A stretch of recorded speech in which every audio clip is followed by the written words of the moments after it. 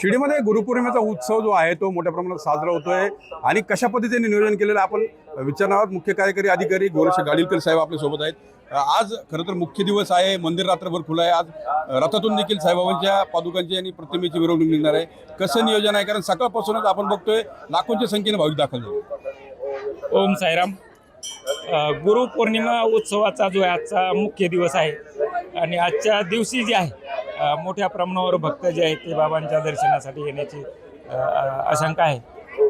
त्या दृष्टीने सर्व तयारी जी आहे म्हणजे जवळपास 3 ते 3.5 लाख भाविक 3 दिवसाच्या उत्सवामध्ये या ठिकाणी दर्शनासाठी येतील असं नियोजन जे आहे ते संस्थांच्या वतीने करण्यात आलेलं आहे। भक्तांचं दर्शन जे आहे ते शांततेत सुरळीतपणे व्हावं म्हणून मंदिर जे आहे ते रात्रभर दर्शनासाठी खुलं राहणार आहे। भक्तासाठी प्रसाद भोजनाची व्यवस्था जी आहे ती प्रसादालयात करण्यात आलेली आहे। मिष्टान्न जे आहे, स्वीट जे आहे, गुरुपौर्णिमा आहे तर आजचं जे आहे ते आनंदामध्ये जे आहे गोड त्यांचा दिवस जो आजचा व्हायला पाहिजेत म्हणून मिठाईची व्यवस्था सुद्धा जी आहे ती प्रसादालयामध्ये करण्यात आलेली आहे। आज दुपारी जे आहे ते मोनिका साई म्हणून लखनौच्या भजन गातात त्यांचा भजनाचा कार्यक्रम आहे। संध्याकाळी जे आहे ते शैलेंद्र भारती जे आहेत ज्येष्ठ गायक जे आहेत त्यांचा भजनाचा कार्यक्रम आहे। रात्री जे आहे ते बाबांच्या रथाची जी आहे ती मिरवणूक होणार आहे।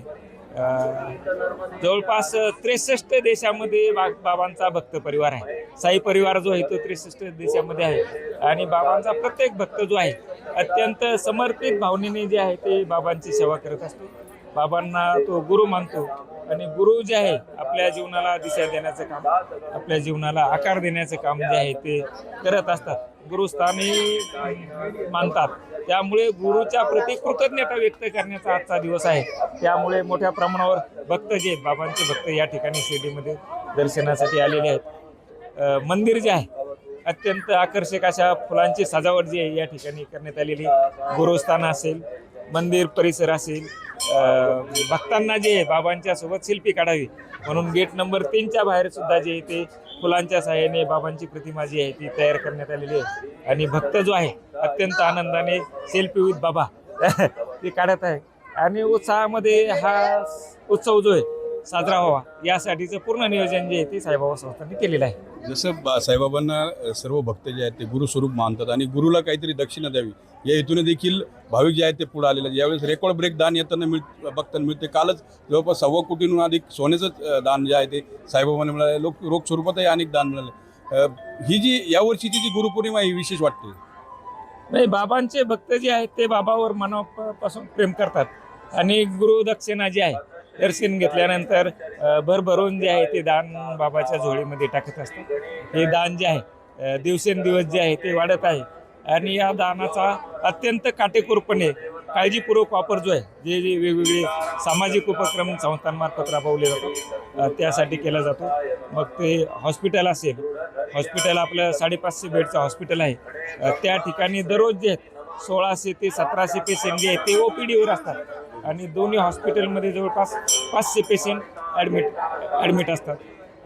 प्रसादालय आहे, प्रसादालयामध्ये 1 जानेवारीला जे आहे 1,10,000 भक्तांनी जी एका दिवसामध्ये प्रसाद घेतलेला आहे। काल बी संख्या जी आहे ती तशीच होती। ह्या 3 दिवसामध्ये आज सुद्धा जे आहे ते जवळपास 80-90 हजार 1 लाखापर्यंत भक्त जे आहेत ते महाप्रसादाचा लाभ घेतील त्या दृष्टीने नियोजन केलेलं आहे।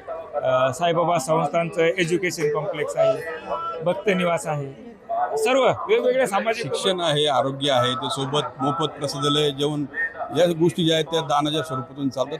अनेक विकास कामे देखील होतात। आज गुरुपौर्णिमेचा मुख्य दिवस आहे, कोणत्या भाविकांनी काही दान देण्याची इच्छा प्रकट केली?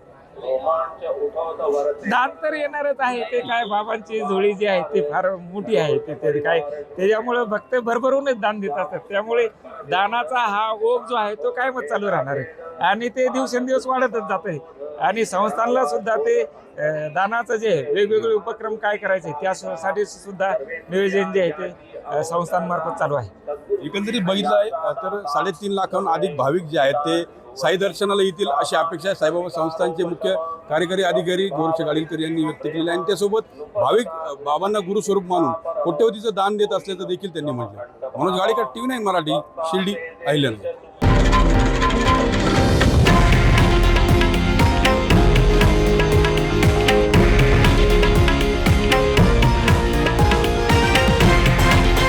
हे आहे देशातील नंबर 1 न्यूज नेटवर्क आणि आपण पाहत आहात TV9 मराठी, एकमेव.